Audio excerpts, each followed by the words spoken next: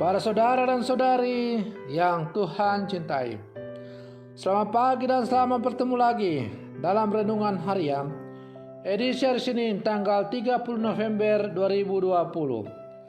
Hari ini gereja merayakan Pesta Santo Andreas Rasul. Sekaligus juga saat ini kita telah memasuki atau berada dalam masa Advent. Dan kita saat ini berada dalam masa Advent minggu yang pertama. Mengawali hari yang baru ini, kita hendak mendengar dan merenungkan sabda Tuhan. Marilah sebelum kita mendengar dan merenungkan sabda Tuhan, kita berdoa.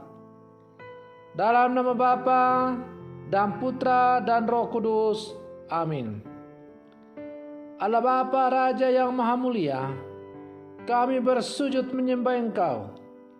Rasul Andreas telah Kau beri tugas mewartakan Injil dan membimbing umat-Mu. Semoga ia tetap mendoakan kami di hadapan-Mu. Bersabdalah ya Tuhan, kami siap untuk mendengarkan. Terpujilah Engkau Bapa, Putra dan Roh Kudus, kini dan sepanjang segala masa. Amin. Para saudara dan saudari yang Tuhan cintai, sabda Tuhan yang hendak kita dengar dan kita renungkan untuk mengawali hari yang baru ini. Hari Senin tanggal 30 November 2020. Sekaligus kita merayakan Pesta Santo Andreas Rasul dan juga hari terakhir dalam bulan November.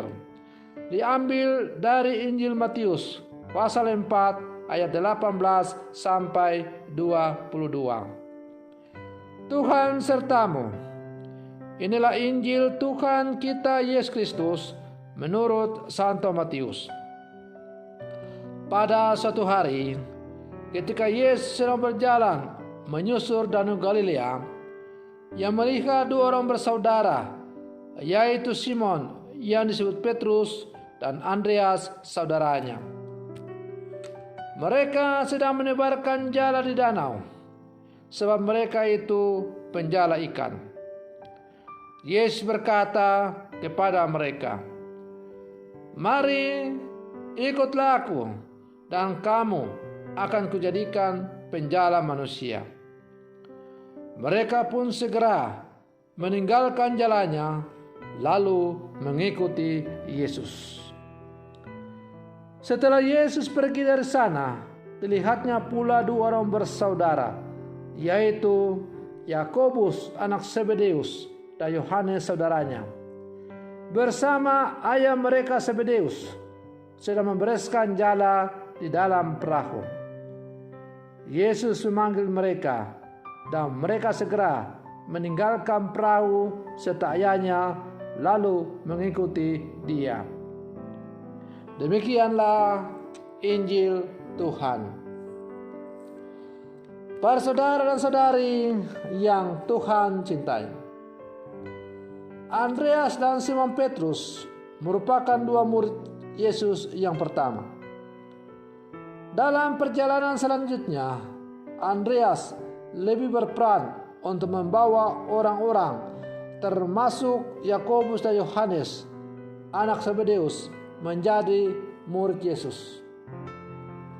Karena kebiasaan inilah, maka Andreas juga disebut oleh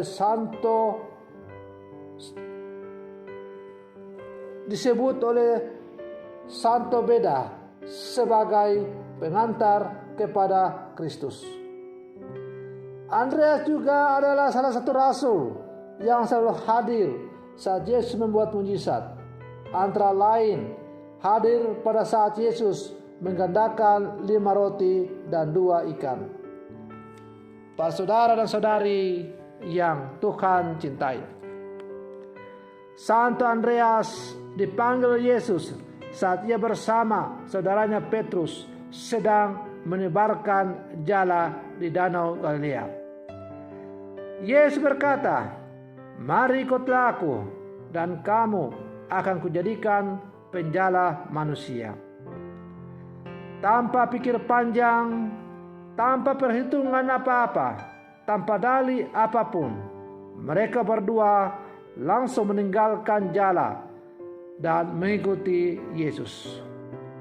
Mereka sadar bukan dihipnotis.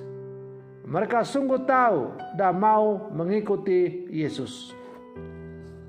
Pak saudara dan saudari yang Tuhan cintai, pada hari ini ketika kita merayakan pesta Santo Andreas Rasul, kita diajak untuk belajar dari Santo Andreas, yaitu membawa orang-orang di sekitar kita seperti istri, suami, anak-anak, saudara, saudari, teman, sahabat kenalan, dan siapapun untuk mengenal lebih dekat dan bersatu dengan Kristus. Membawa orang untuk bertemu dengan Yesus bukan hanya membawa mereka pergi gereja atau ke lingkungan untuk berdoa, tetapi membuat mereka dapat mengenal dan dekat dengan Yesus. Oleh karena melihat kita yang suka menolong dan berteman dengan siapa saja, melayani dan mengedepankan kepentingan orang lain. Singkatnya, kita mengantar orang untuk bertemu dengan Yesus lewat kesaksian hidup kita masing-masing. Pak saudara dan saudari yang Tuhan cintai, pada hari ini kita dipanggil untuk selalu mewartakan Kristus yang hidup lewat kehidupan sehari-hari, agar banyak orang juga semakin mengenal dan dekat dengan Kristus. Kesaksian hidup kita lebih kuat daripada kata-kata yang indah. Para saudara dan saudari yang Tuhan cintai, sebagai murid-murid Yesus yang hidup di zaman sekarang, kita mempunyai tugas untuk mengikuti Yesus dan mewartakan kabar sukacita kepada setiap orang. Namun suka tidak suka, kita sering berdalih.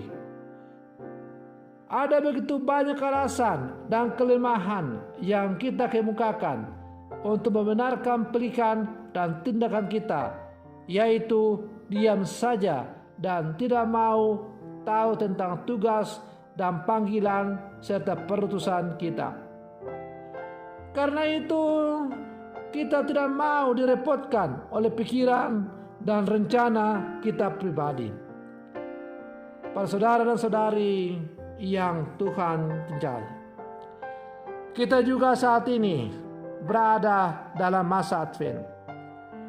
Advent berarti kedatangan, menantikan Tuhan yang mau mendatangi umatnya. Salah satu sifat dari masa Advent adalah berjaga-jaga dalam menantikan kedatangan Tuhan. Maka menanggapi panggilan Tuhan menjadi murid-murid sebagaimana yang ditunjukkan oleh Rasul Andreas adalah salah satunya dengan selalu berjaga-jaga dan waspada dalam seluruh kehidupan kita. Berjaga-jaga dan waspada untuk menantikan Tuhan yang mau datang hadir di tengah-tengah kita. Sekian ribu tahun yang lalu, Sang Putra Natal itu lahir di kandang binatang yang hina karena tidak ada tempat untuk Putra Natal itu dilahirkan. Setiap rumah penginapan yang diketuk selalu dijawab bahwa tidak ada tempat, semua sudah penuh. Lambang hati manusia yang tertutup untuk menerima tawaran kasih Allah. Maka seharusnya manusia malu, karena manusia yang adalah ciptaan Tuhan yang paling mulia, yang paling tertinggi, ternyata menolak kasih yang ditawarkan oleh Allah kepada kita. Akhirnya Sang Putra Natal itu harus lahir di kandang binatang yang hina. Binatanglah yang menyongsong dan menyambut kelahiran Sang Natal itu. Para saudara-saudari yang Tuhan cintai, maka pertanyaan yang patut kita renungkan dalam mengisi masa Advent ini adalah, apakah kita sebagai murid-murid Yesus yang hidup sama sekarang masih mau membiarkan Yesus lahir di kandang binatang yang hina? Karena hati kita tertutup, hidup kita tertutup, pribadi kita tertutup, keluarga kita tertutup, kombas kita tertutup, paroki kita tertutup. Pokoknya seluruh kehidupan kita tertutup untuk menerima kehadiran Tuhan dalam kehidupan kita. Para saudara dan saudari yang Tuhan cintai, maka marilah dengan mencontoh jalan hidup Rasul Andreas, kita selalu terbuka kepada Yesus, kepada Allah, untuk membiarkan segala Yesus hadir dalam seluruh kehidupan kita dan menjiwai seluruh kehidupan kita. Biarlah Tuhan saja yang menjadi utama dan terutama dalam seluruh kehidupan kita. Dan semoga dengan kesaksian hidup kita sebagai murid-murid Yesus yang hidup bersama sekarang, semakin banyak orang kita antar untuk bertemu dengan Sang Penyelamat, agar mereka pun mengalami tawaran kasih Allah yang sungguh luar biasa itu. Para saudara dan saudari yang Tuhan cintai, semoga permenungan saya ini semakin menghantar kita untuk menjadi murid-murid Yesus yang tangguh, yang hidup di zaman sekarang. Dan mari kita mengisi masa Advent ini dengan terus berjaga, meningkatkan ulah tapa dan tobat kita. Mudah-mudahan kita semakin menjadi murid-murid Yesus yang semakin layak untuk hidup di depannya. Semoga demikian. Selamat pagi. Tuhan Yesus memberkati.